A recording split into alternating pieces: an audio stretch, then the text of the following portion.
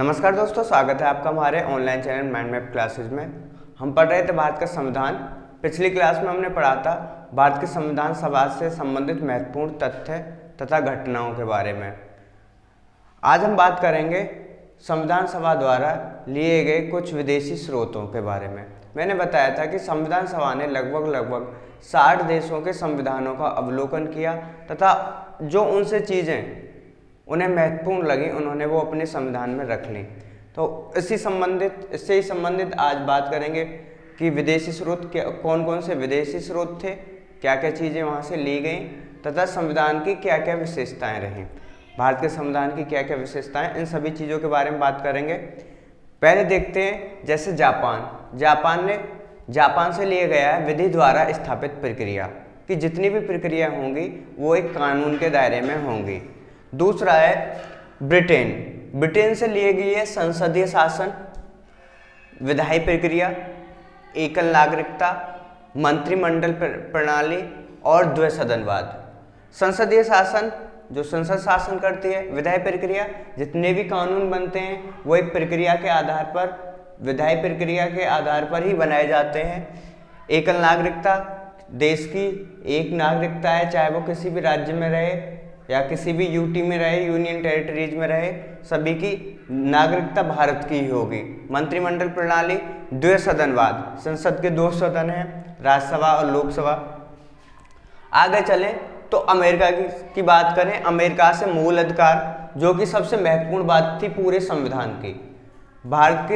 भारतवासियों को जितने मूल अधिकार दिए गए हैं शायद ही किसी देश में मूल अधिकार दिए गए हों। उसके अलावा न्यायपालिका की स्वतंत्रता, न्यायिक पुनरावलोकन का सिद्धांत, उपराष्ट्रपति का पद, उच्चतम न्यायालय व उच्च न्यायालय के न्यायाधीशों को पद से हटाए जाना और राष्ट्रपति पर महाभियोग, ये सभी जो चीज़ें हैं वो अमेरिका से ली गई हैं। आगे बात करें तो आयरलैंड से राज्य के नीति निर्देशक तत्व, जिसे हम भाग 4 में पढ़ते हैं। राष्ट्रपति के निर्वाचन की पद्धति क्या होती है? अप्रत्यक्ष तरीके से होती है। वो पद्धति यहाँ से आयरलैंड से ली गई है। राज्यसभा के सदस्यों का नामांकन, जो राज्यसभा के सदस्यों का नामांकन होता है 12 सदस्यों का नामांकन होता है। कला, विज्ञान आदि के विशेष जो जाने माने लोग होते हैं उन्हें उन 12 सदस्यों को राष्ट्रपति नामांकित करता है। इन सभी के बारे में आयरलैंड से ये सारी चीज़ें ली गई हैं।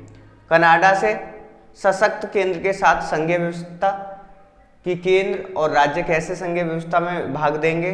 केंद्र द्वारा राज्यपालों की नियुक्ति कि राज्यपालों की नियुक्ति केंद्र या केंद्र सरकार द्वारा की जाएगी। आगे बात करूं तो ऑस्ट्रेलिया से समवर्ती सूची के प्रावधान, व्यापार, वाणिज्य और समागम की स्वतंत्रता, दोनों सदनों की संयुक्त बैठक मतलब संसद में, राज्यसभा लोकसभा में किसी भी विषय पर मतभेद होने पर राष्ट्रपति दोनों सदनों की संयुक्त बैठक आहूत करता है, मतलब बुलाता है, जिसकी अध्यक्षता लोकसभा अध्यक्ष करता है 108 के तहत, आर्टिकल 108 के तहत। ये तीनों चीज़ें ऑस्ट्रेलिया से ली गई हैं। जर्मनी से आपातकाल के समय मूल अधिकारों का स्थगन। जर्मनी से जो हमारे फंडामेंटल राइट्स हैं उनका स्थगन होता है अगर किसी आपात स्थिति में देश हो। आर्टिकल 20 और 21 को छोड़कर, वो आगे मैं और डिटेल में बताऊंगा, आर्टिकल 20 और 21 को छोड़कर फंडामेंटल राइट्स हटाए जा सकते हैं। रूस या सोवियत संघ, पहले से सोवियत संघ बोलते थे, आज रूस बोलते हैं। यहाँ से मूल कर्तव्य जो कि आज 11 हैं।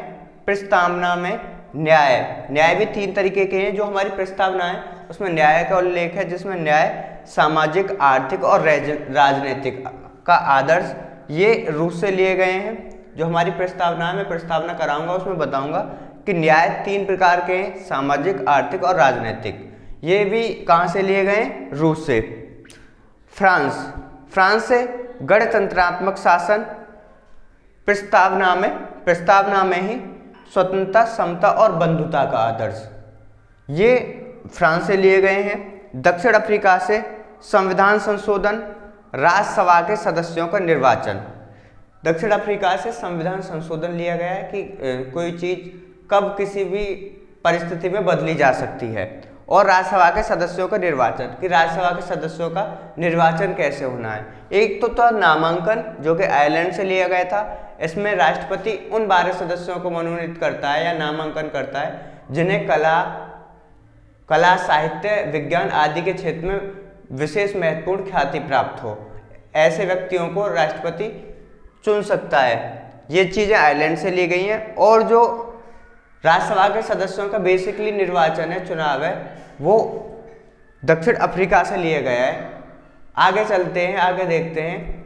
ये सारी चीज़ें मैंने बता दी कि कौन कौन से विदेशी स्रोत थे जो लिए गए हैं। आगे हम बात करें तो बात करते हैं संविधान के कुछ महत्वपूर्ण विशेषताओं की।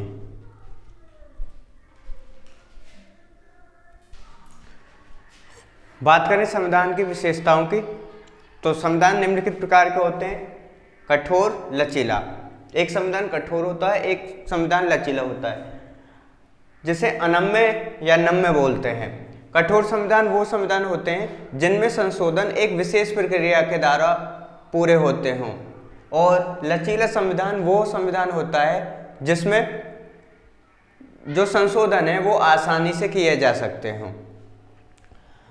लिखित और अलिखित, जो संविधान लिखा गया है, संविधान सभा द्वारा निर्मित है, वो लिखित संविधान बोला जाता है। अलिखित संविधान जो परंपराओं पर आधारित होता है वह अलिखित संविधान होता है। जैसे ब्रिटेन का संविधान,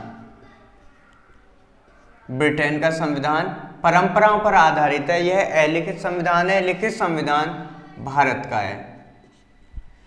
एकात्मक और संघात्मक। एकात्मक का मतलब है जहां पर शासन केंद्र सरकार द्वारा चलाया जाता हो, मतलब जहां पे सेंट्रल गवर्नमेंट हावी हो। जैसे कि चीन का शासन, चीन का शासन एकात्मक शासन है। संघात्मक शासन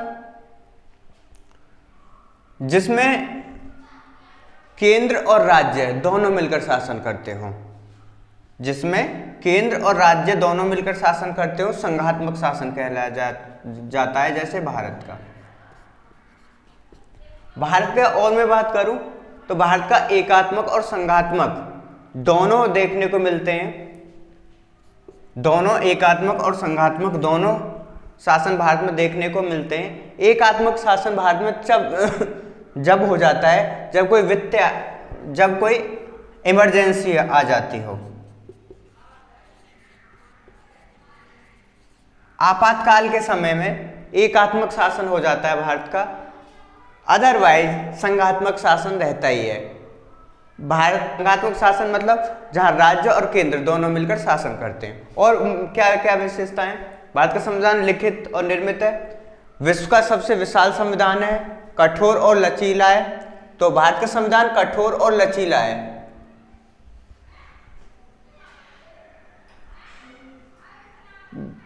भारत का संविधान कठोर और लचीला है, जिसमें संशोधन दोनों तरीके से होते हैं, विशेष परिस्थिति द्वारा और बिना विशेष परिस्थिति द्वारा भी।